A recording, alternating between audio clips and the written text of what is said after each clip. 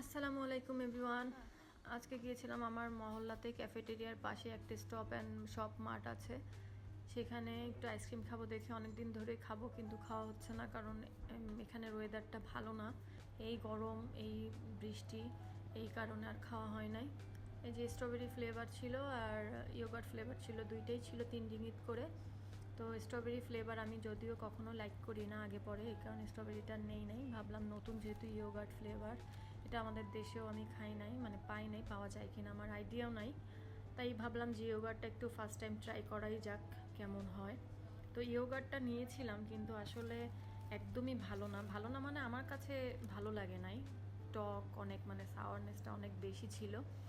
আর তাছাড়া যদিও এটা স্বাস্থ্যের জন্য ভালো, কারণ ইয়োগার্ট তো আসলে স্বাস্থ্যের জন্য ভালো, তাই আসলে নিলাম, ট্রাই করলাম, ফার্স্ট টাইম ট্রাই করলাম। একদমই ভালো লাগেনি, কিন্তু যারা দেখছিলাম এখানে এসে মানে পারচেস করতেছিল তারা আসলে সবাই ইয়োগার্ট ফ্লেভারটাই নিচ্ছিল। ইয়োগার্টের উপরে আবার এখানে বিভিন্ন ধরনের যে চকলেট আছে, মানে উপরে যে টপিংগুলো দেয় সেইগুলো নিচ্ছিল। তো আমি ভাবলাম যেহেতু ইয়োগার্টই পছন্দ হয়নি ফ্লেভার, আর উপরে আর টপিং কী নেব, এই কারণে আর কোনো কিছুই নিইনি। আর এখানে যে ফ্লেভারগুলো ছিল এগুলো অ্যাভেলেবেল আসলে ছিল না, দুইটা ফ্লেভারই ছিল, স্ট্রবেরি আর ইয়োগার্ট। তো ইয়োগার্টটাই নিলাম, এই যে খাচ্ছিলাম, একদমই ভালো লাগে নাই। সবাই ভালো থাকবেন, সুস্থ থাকবেন, আল্লাহ হাফেজ।